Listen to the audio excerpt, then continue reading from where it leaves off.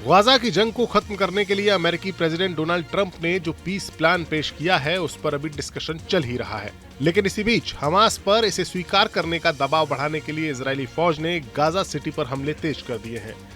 ताजा इजरायली हमलों में गाजा में कम से कम 57 फिलिस्तीनियों की मौत हो गई है।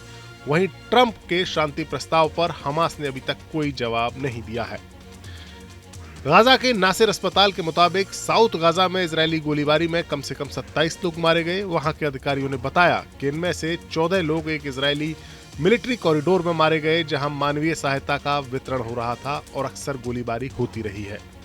मध्य शहर दीर अल बलाह में स्थित अल अक्सा शहीद अस्पताल के अधिकारियों ने बताया कि इजरायली हमलों में 13 लोग मारे गए हैं। वहीं यूएन में इजरायल के राजदूत डैनी डेनन ने मंगलवार को चेतावनी दी, यदि हमास प्रेसिडेंट ट्रंप के गाजा शांति प्रस्ताव को अस्वीकार करता है तो इजरायल अपना काम पूरा करेगा और सभी हॉस्टेजेस को घर वापस लाएगा। डेनन ने कहा कि यदि वे शांति योजना को ठुकराते हैं तो इजरायल आसान रास्ते से या कठिन रास्ते से अपना काम पूरा करेगा। हम बंधकों के लौटने का और इंतजार नहीं कर सकते। यह न केवल बंधकों को वापस लाने की योजना है, बल्कि 7 अक्टूबर 2023 को शुरू किए गए आतंक की तानाशाही को समाप्त करने की योजना भी है। दरअसल ट्रंप ने जो शांति प्रस्ताव पेश किया है उसमें कहा गया है कि हमास को सभी 48 बंधकों को वापस करना होगा। इनके अलावा हमास को हथियार डालने होंगे, जिसके बाद इजरायल भी फिलिस्तीनी कैदियों को रिहा करेगा। इजरायली पीएम बेंजामिन नेतन्याहू ने कहा है कि अमेरिका के प्रस्ताव को स्वीकार कर लिया गया है, लेकिन हमास ने जवाब नहीं दिया है।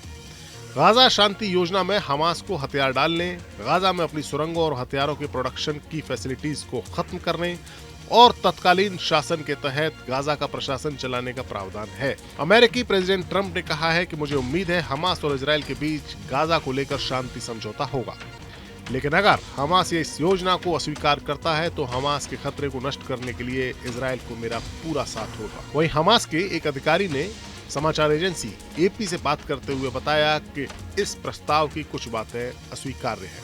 हालांकि उन्होंने इस बारे में विस्तार से नहीं बताया।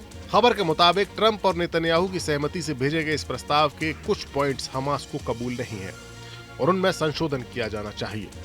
उन्होंने कहा कि आधिकारिक प्रतिक्रिया बाकी फिलिस्तीनी गुटों के साथ बातचीत करने के बाद दी जाएगी।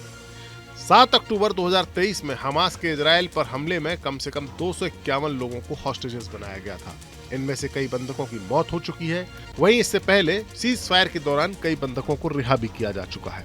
ट्रंप ने वादा किया है कि पीस डील के बदले गाजा में मानवीय सहायता दी जाएगी और गाजा का पुनर्निर्माण होगा। अब देखना होगा कि हमास ट्रंप के इस प्रस्ताव का क्या जवाब देता है। Bureau report, news nation. जहां भक्ति है हर शब्द में, कथाओं में छुपे हैं दिव्य रहस्य और ज्योतिष देता है जीवन को दिशा। धर्म से जुड़ी हर बातों को जानने के लिए हमारे चैनल स्तुति को सब्सक्राइब करें। चैनल पर जाने के लिए इस लिंक पर क्लिक करें।